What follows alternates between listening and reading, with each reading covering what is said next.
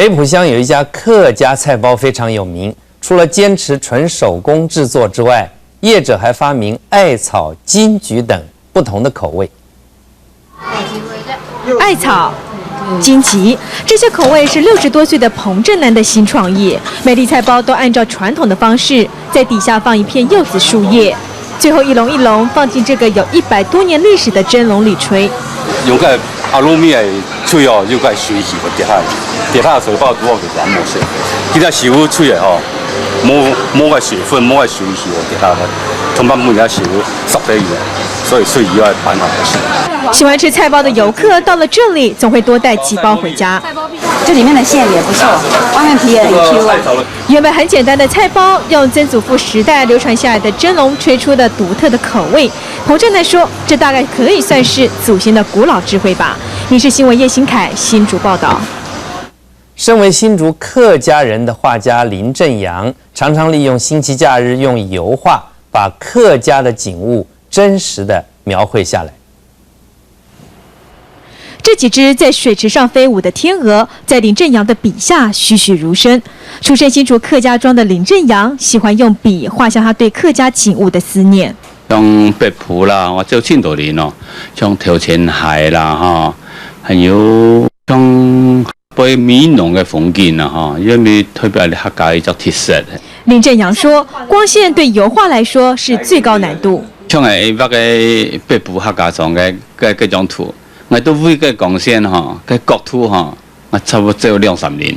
跟個錯過嘅時間，個天空個只有年，我是特別個4、5點鐘嘅全都是去北埔，咁為到畫錯本嘅冇畫睇的東西。现在，林正阳用油画记录着客家文化，就像是照片一样。林正阳利用笔将客家景物真实的描绘下来。民视新闻许新全、陈小青台北报道。中央大学教授傅仁坤9年以前全家搬迁到哈萨克，一家4口虽然常年远居异乡，但是他们并没有忘记客家话。18岁的傅伯汉弹着这把哈萨克的传统乐器冬不拉，深情地唱出哈萨克民谣《妈妈》。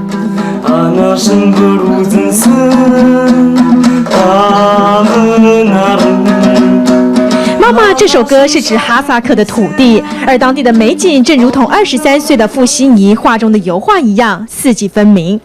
9年前，傅教授因为学术交流的关系，一家4口举家搬迁到中亚地区哈萨克。虽然远居他乡，但是出身高雄美浓的他们，并没有忘记说客家话。这一片我下摆会用客话来甲人讲话，来讲然后做的冇记得俺的客家人的语言所以我讲要练习安尼。哈萨克对于傅家人来说是另一个世界，要解相思之愁，大女儿自有方法。唱歌会画画，然后写作，弹钢琴，读书是一定要的啦。拿出哈萨克的玩偶、马鞭和传统服饰，仿佛带我们走进了哈萨克的小小世界。民视新闻何乃强、陈小青台北报道。哈萨克